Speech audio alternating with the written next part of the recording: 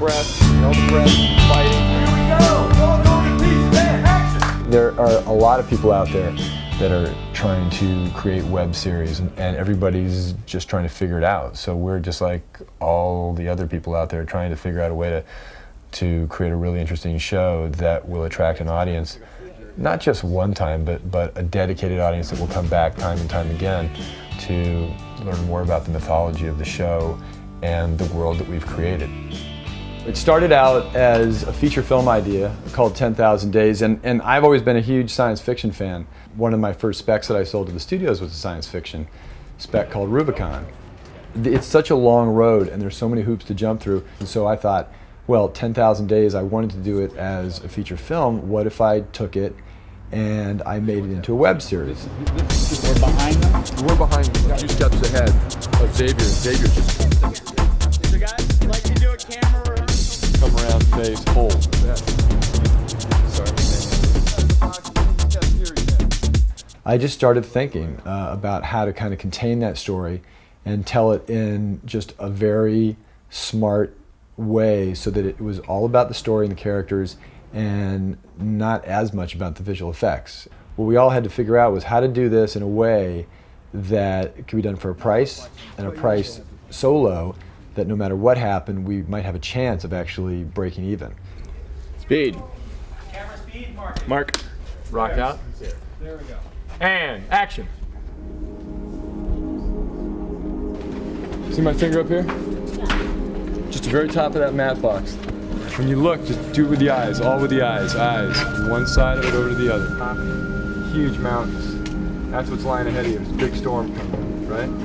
The comets are blazingly fast. When they hit, even 100, 200, 300 miles, even 1,000 miles off the coast of California, an impact in the ocean there would basically create a wave about 800 feet high.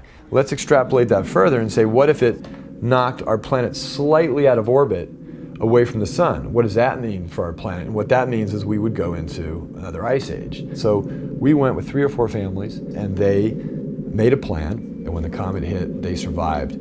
Of course, they never thought they'd have to survive for the next 27 years. Let's remember, guys, it's cold. We're going to be adding snow later, so it's cold. Got a long walk.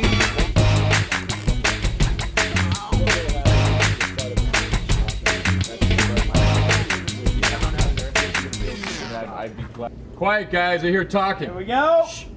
And action. That was a little awkward. Do that one more time. Well, they had to make do with whatever fabrics or clothing or materials that they had brought with them. So what we're trying to do, and what I think the story can do, is translate the debate of what's going on in the world today to the future. They don't have penicillin. They don't have antibiotics.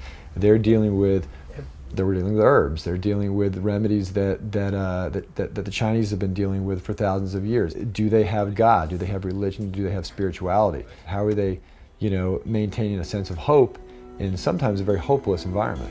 Yesterday was hard because it was the first day of blue screen, so I definitely found myself getting anxious. Getting anxious, and it didn't feel good.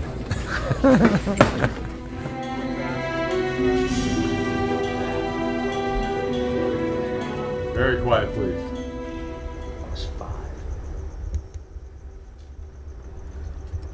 Cut. Very nice.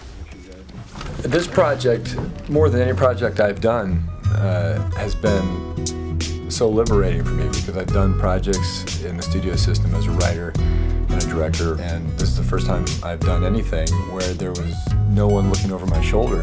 It's just been this wonderful creative experience where from beginning the inception of the idea for 10,000 Days all the way through a final product now that we're going to put on the internet and just see if anybody likes it.